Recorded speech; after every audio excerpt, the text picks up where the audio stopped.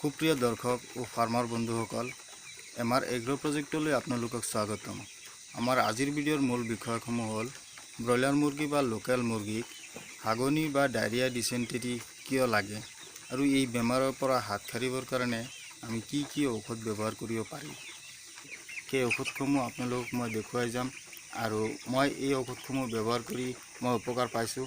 আপোনালোকেও যদি ইচ্ছা কৰে তেনেহ'লে আমাৰ সম্পূৰ্ণ ভিডিঅ'টো চাই যাব আৰু আপোনালোকেও নিজৰ ইচ্ছামতে সেই ঔষধসমূহ ব্যৱহাৰ কৰি এই বেমাৰৰ পৰা হাত সাৰিব পাৰে। তেনেহ'লে চাওঁ আহক বন্ধুসকল।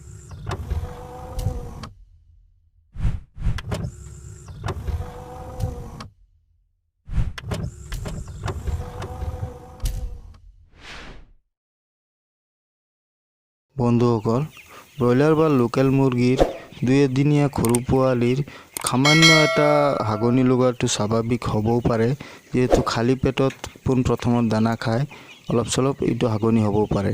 তাৰপিছত যদি সঘনাই হৈ থাকে, পিছফালে হাগনিটো লাগি থাকে, তেনেহ'লে এইটো চিন্তাৰ কাৰণ আৰু সেইটোৰ কাৰণে আপুনি তাৰ উপযুক্ত দানা দিব লাগিব। আৰু যদি ডাঙৰ মুৰ্গীৰ হাগনি হৈ যায়, ব্ৰইলাৰ বা যিকোনো মুৰ্গীৰ, বিশেষকৈ ব্ৰইলাৰৰ কাৰণে ভিডিঅ'টো বনাইছোঁ মই। ব্ৰইলাৰ মুৰ্গী যদি হাগনি লাগে তেনেহ'লে আপোনাৰ মুখ্য কাৰণ হ'ব আপুনি দানাটো কি খুৱাই আছে। বহু সময়ত দেখা যায় যি সময়ত ক্ৰাম্পছ দিব লাগে সেই সময়ত যদি পেলেট দানা দি দিয়ে তেনেহ'লে মুৰ্গীৰ পেট বেয়া হৈ যাব পাৰে, পায়খানাটো ঢিলা হৈ যাব পাৰে, লিভাৰো বেয়া হ'ব পাৰে।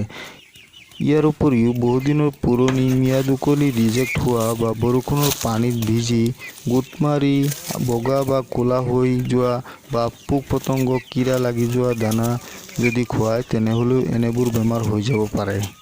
পেটৰ অসুখ হৈ লিভাৰ বেয়া হৈ যাব পাৰে আৰু পায়খানা ঢিলা হ'ব পাৰে, ভিন্ন ৰঙৰ হ'ব পাৰে, বগা, ক'লা, ৰঙা, তেজৰ নিচিনা তেনেকুৱা ধৰণৰ হ'ব পাৰে। ইয়াৰ উপৰিও যদি মুৰ্গী বহু সময় ধৰি খাদ্য নোখোৱাকৈ থাকে, যদি ধৰি লওক আপোনাৰ ফাৰ্মত দানা কিবা কাৰণত আহি পোৱা নাই, দেৰিকৈ আহিছে, তেনে অৱস্থাতো মুৰ্গীৰ পেটত গেছ হৈ পেটৰ অসুখ হৈ যাব পাৰে। ইয়াৰ উপৰি যদি আপোনাৰ ফাৰ্মত পানীটো বেয়া পানী ডেইলি চাফা নকৰে, লেতেৰা পানী হয়, তেনেহ'লে মুৰ্গীৰ পেটৰ অসুখ হৈ যাব পাৰে। বা লিণ্টাৰটো যদি অতিৰিক্ত বেয়া হৈ যায়, গেছ হৈ যায়, দুৰ্গন্ধ হৈ যায়, তেনেহ'লেও আপোনাৰ মুৰ্গীৰ পেটৰ অসুখ হৈ যাব পাৰে। মুৰ্গীয়ে খোৱা পানীটো আপোনালোকে যিকোনো ড্ৰিংকাৰতে দিয়ে, ড্ৰিংকাৰটো সদায় চাফা কৰিব লাগিব। কিবা কাপোৰেৰে মচি চাফা কৰি দিব লাগিব, যাতে পানী লগাৰ সেই কেমিকি নাথাকে, তেনেকুৱা বস্তুবিলাক নাথাকে, তেনেকৈ চাফা কৰি দিব লাগিব। আৰু দানাটো আপোনালোকে যোনটো দানাৰ বাচনটো সেইটো আপোনালোকে কাপোৰেৰে মচি দিব লাগিব, মাজে সময়ে ধুব লাগিব।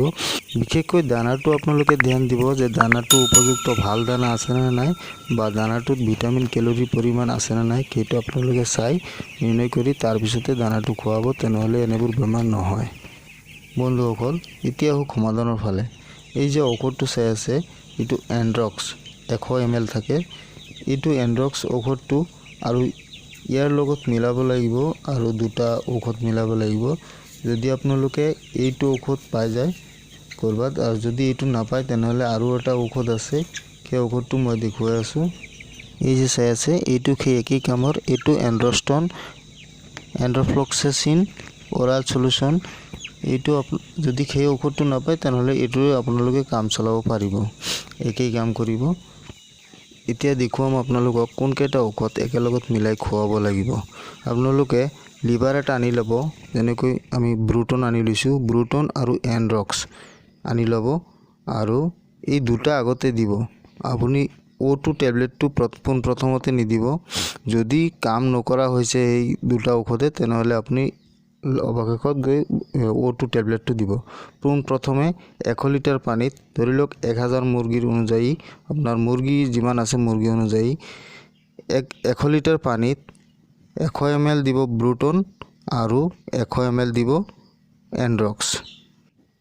এই নিয়মত 3 পালি খোৱাৰ পিছতো যদি পায়খানা টাইট নহ'ল, তেনেহ'লে আপোনালোকে আকৌ 100 ml ব্ৰুটন, 100 ml এণ্ড্ৰক্স আৰু লগতে 10টা O2 টেবলেট মিলাই পানী খুৱাই দিব।